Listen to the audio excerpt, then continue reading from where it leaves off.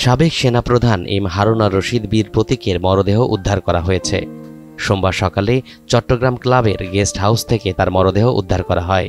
গতকাল রোববার বিকেলে বিমানের একটি ফ্লাইটে চট্টগ্রাম এসেছিলেন তিনি। সকালের নির্ধারিত কর্মসূচিতে যাওয়ার আগে এক সেনা সদস্য তাকে ডাকতে গেলে রুম থেকে কোনো সাড়া শব্দ পাওয়া যায়নি। পরে দুপুর 12টার দিকে পুলিশ ও সামরিক বাহিনীর সদস্যদের উপস্থিতিতে কক্ষের দরজা খুলে তাকে অচেতন অবস্থায় পাওয়া যায়।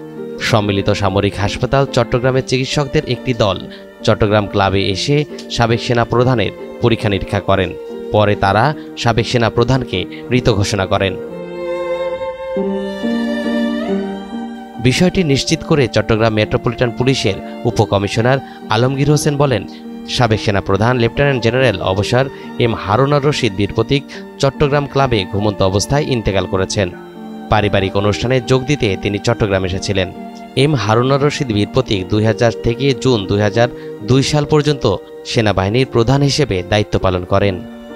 কালে একটা গ্রুপে লেখালেখি হচ্ছিল যে উনি মারা গেছেন। তো যেহেতু ওনার সাথে মানে আমাদের খুব একটা মিল ছিল না যে এরকম একজন মানুষ হঠাৎ করে কি, কিন্তু আমরা বিভিন্ন দিকে আত্মীয় স্বজনকে ফোন খবর নেওয়া স্টার্ট করলাম।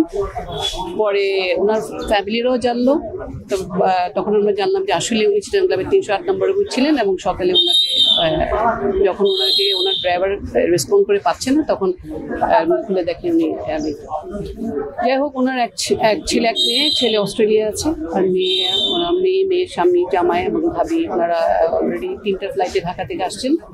তো যারা আর্মি অফিসার যারা এখানে ছিলেন তারা বললেন এই বডি অলরেডি ওনারা নিয়েছেন এতে সিএমএচে, ওটা উনি রাখবেন, ওখানে ওনারা একটা জানাজা করবেন। আর ওনার মনে একটা শেষ ইচ্ছা উনি প্রকাশ করেছেন, ব্যক্ত করেছিলেন।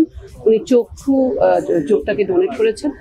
তো সম্ভবত সেটা তারা নেবেন, নেওয়ার পরে বডি হ্যান্ড ওভার করবে ফ্যামিলিকে, তখন আমরা এটা দাফনটা হবে।